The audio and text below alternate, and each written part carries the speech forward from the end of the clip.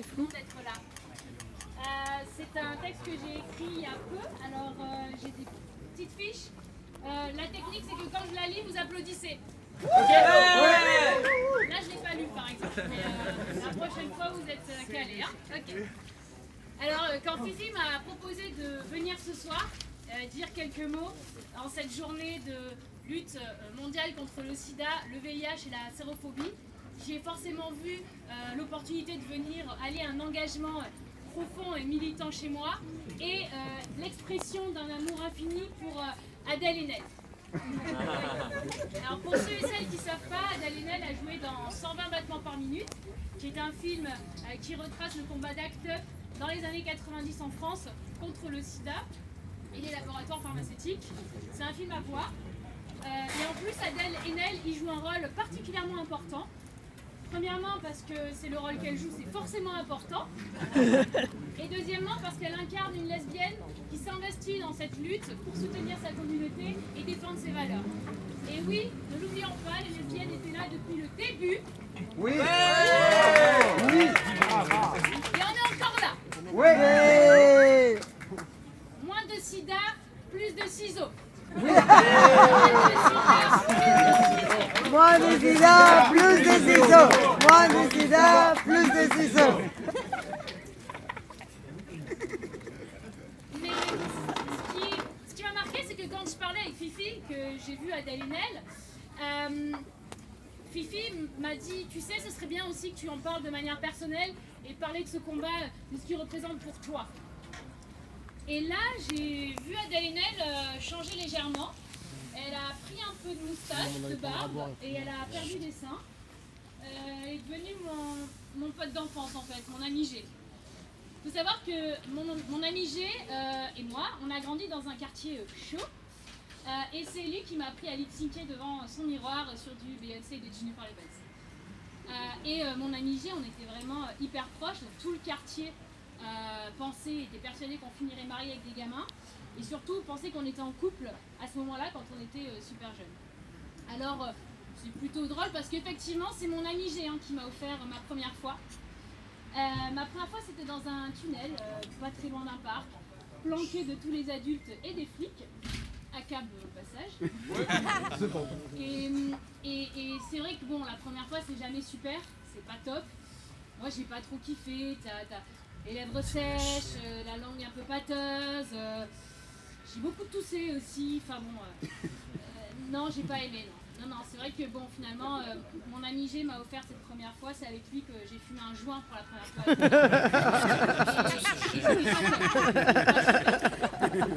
Bon, après, il y a eu le premier bong, enfin, il y a eu beaucoup de premières fois avec mon ami G. Crossfit à 13 ans, mon premier poppers à 17 ans aussi. Moi, j'étais une petite gouine garçon manqué, puis lui, c'était un petit PD un peu éduqué. Du coup, on a fait notre éducation ensemble. Et c'est assez frappant parce que quand je parlais avec Fifi, j'ai pas vu Adèle Haenel se transformer en G dans mes quartiers. Non, je l'ai vu à Aix-en-Provence. Effectivement, je l'ai vu se transformer en G quand j'étais assis dans un bar à Aix-en-Provence, dans un café, place de la mairie. Alors, j'ai conscience que la blague sur la gamine qui baise à 12 ans dans un quartier un peu glauque, c'est moyen, mais que ça passe encore moins si je dis que je bois du café à Aix-en-Provence. Désolée, mais j'ai fait mes études à Aix-en-Provence aussi, donc ouais, là je m'enfonce, ok. Alors par contre, j'ai eu faim, j'ai eu froid, j'en ai chez ma race, j'ai vécu mes pires années à Aix-en-Provence, je me suis jamais aussi sentie seule de ma vie que là-bas. Du coup, ça va mieux, en effet, ça va. Ouais. On peut continuer. Et donc, je me revois dans ce café et je revois mon ami G qui m'annonce qu'il a découvert quelques mois avant qu'il était séropositif.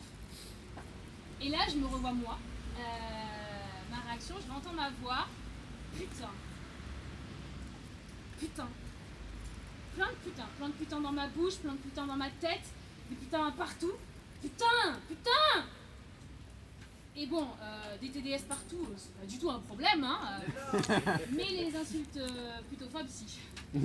Comme quoi, on a toujours beaucoup de travail sur la déconstruction dans nos propres langages. Bravo.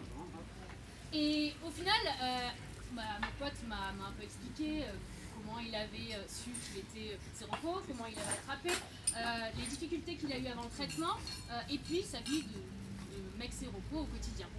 Et là, j'ai vite réalisé que mon premier réflexe avait été de le culpabiliser, alors que j'étais face à un ami, mon ami David, qui me racontait simplement une expérience compliquée, une maladie, et avec laquelle il vivait plutôt bien maintenant, et il avait l'air assez heureux.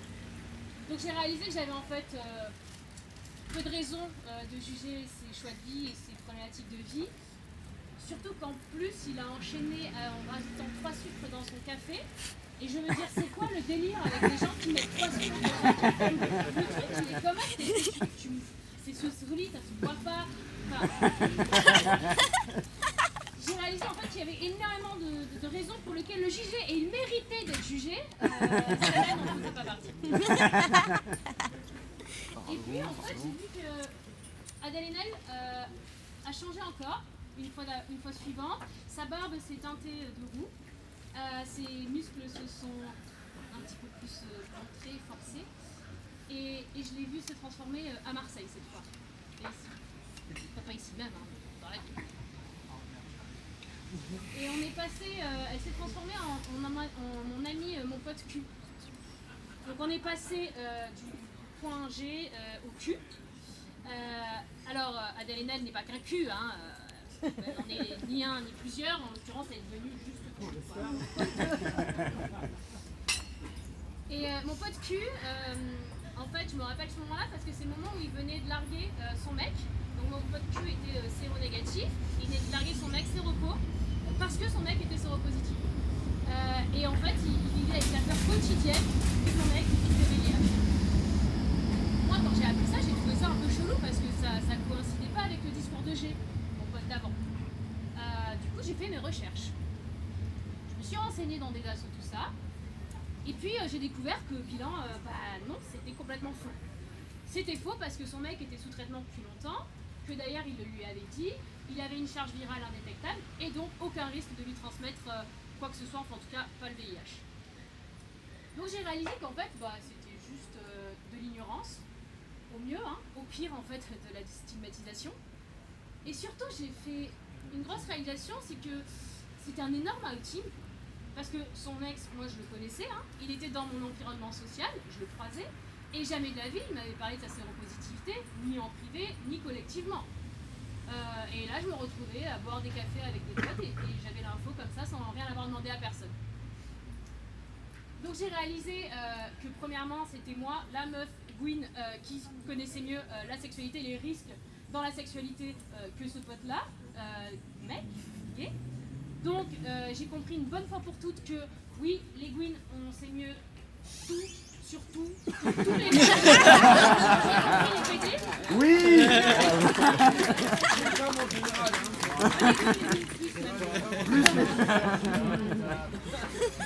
Donc j'ai déjà pris cette prise de conscience forte. Et la deuxième, c'était que dans notre propre communauté, on peut aussi avoir des réflexes stigmatisants, on peut être excluant et on peut aussi manquer cruellement d'éducation, et notamment sur cette thématique qui me paraissait assez importante dans notre communauté. À partir de ce constat... Ouais. Bravo. Bravo. À partir de ce constat, Adèle Haenel, elle a encore changé. Elle est devenue mon pote B. Elle est devenue B. Alors d'habitude dans mes rêves, j'appelle plutôt bébé. Là, je n'ai pas doublé le B, c'était juste un seul et elle est devenue mon pote B. Mon pote B, du coup, il fait 20 cm de plus, il a beaucoup de barbe. Et c'est un militant plutôt. Il est assez actif sur les réseaux sociaux, dans sa vie. Il parle ouvertement du fait qu'il est sous PrEP et il partage ça dans des podcasts, etc. Donc mon pote B, en gros, il est testé très régulièrement. Il a un vrai suivi médical et il sait à peu près tout ce qui se passe en termes d'infection et de maladies dans son corps et quasi directement, quoi, assez rapidement en tout cas. Ah oui, et c'est un gros baiser. Donc, oui, il chope des merdes, hein, la gono, la syphilis, ça le connaît. Mais au final, on en parle, on en rit, enfin nous plus que lui, hein. La gono. Bon, en tout cas, il est traité, et puis en fait, au final, on n'en parle plus.